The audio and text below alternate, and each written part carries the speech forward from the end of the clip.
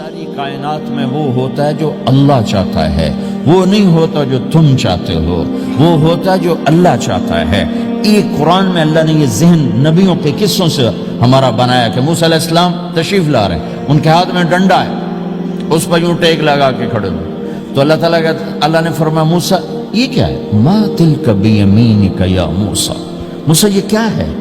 موسیٰ علیہ السلام کے بعد یہ ڈنڈا 10 سال سے، کہ یا اللہ ہی عصایا، یہ میرا ڈنڈا ہے۔ اب اللہ تعالیٰ آگے کچھ دکھانا چاہتے ہیں تو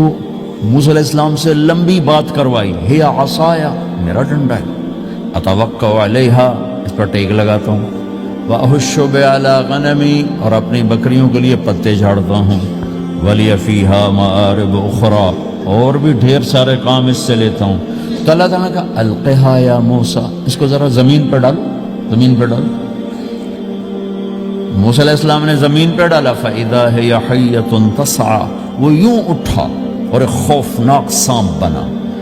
لمبائی میں بڑے سانپ کی طرح جو افریقہ میں ہوتا ہے، جو پورا بکرا کھا جاتا ہے، پورا ہرن کھا جاتا ہے،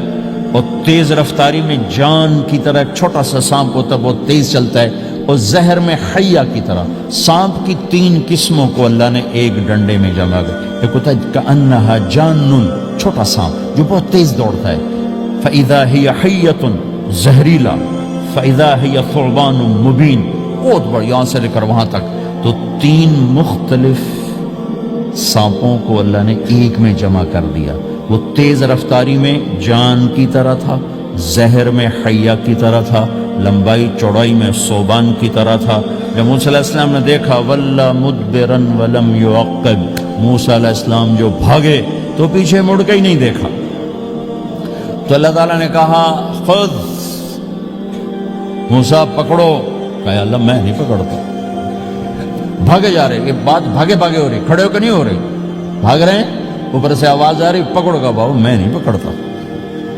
اب اللہ تعالیٰ ہمیں قصہ موسیٰ علیہ السلام کا قصہ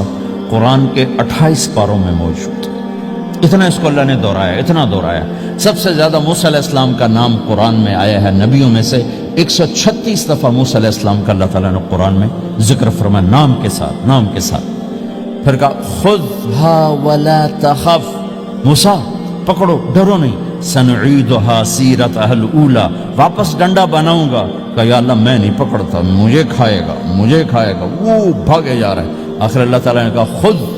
انک من الآمنین، موسیٰ میں گارنٹر ہوں، کچھ نہیں کہے گا، گارنٹی دیتا ہوں۔ اللہ کی گارنٹی پر کھڑے ہوئے، وہ ایسا منہ کھول کے آ رہا ہے،